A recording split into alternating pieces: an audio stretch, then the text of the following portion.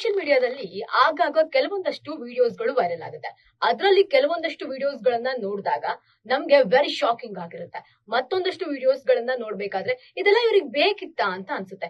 ಇನ್ನೊಂದಷ್ಟು ವಿಡಿಯೋಸ್ಗಳು ನಿಜವಾಗ್ಲೂ ಕೂಡ ಅವನ್ ನೋಡಿದ್ರೆ ನಕ್ಕು ನಕ್ಕು ಸುಸ್ತಾಗ್ಬಿಡ್ತೀವಿ. ಈಗ ಅಂತಹದ್ದೇ ಒಂದು ವಿಡಿಯೋ ಈಗ ಸಿಕ್ಕಾಪಟ್ಟೆ ವೈರಲ್ ಆಗ್ತಿದೆ. ಅದೇನಪ್ಪಾ ಅಂತಂದ್ರೆ ಆಗಿದ್ದಿಷ್ಟೇ.